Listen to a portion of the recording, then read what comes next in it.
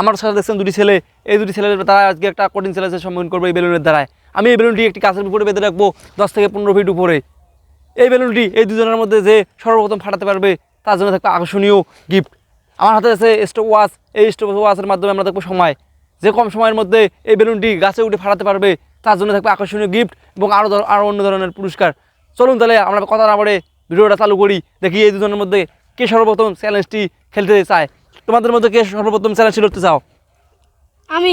হ্যাঁ, stop watch. আমি বাসিতে signal দেওয়া মাত্র তুমি গাছে উঠে শুরু করে দেবে, ঠিক আছে? তুমি প্রস্তুত? ঠিক আছে।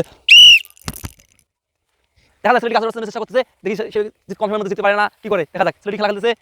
প্রায় আমি 15 থেকে 20 ফিট উপরে বেলুনটি ভিতরে রেখেছি। দেখা যাচ্ছে ছেলেটি কত সময়ের মধ্যে এই বেলুনটি ফাটাতে পারে। আমার হাতে স্টপ ওয়াচ অলরেডি চালু আছে। সে দেখি লড়াই করতেছে, দেখি সে অনেক কষ্ট করতেছে গাছে ওঠার জন্য, অনেক চেষ্টা করতেছে কিন্তু কোনোভাবেই পাচ্ছে না। দেখা যাচ্ছে সে কি করে। অলরেডি 27 সেকেন্ড হয়ে গেছে। দেখা যাচ্ছে উপরে উঠে গেছে, চেষ্টা করতেছে বেলুনটি ফাটানোর জন্য, অনেক চেষ্টা করতেছে। অলরেডি সে বেলুনটি ফেটে ফেলেছে। অলরেডি সে 39 সেকেন্ডের মধ্যে বেলুনটি ফেটে ফেলেছে। অনেক কষ্ট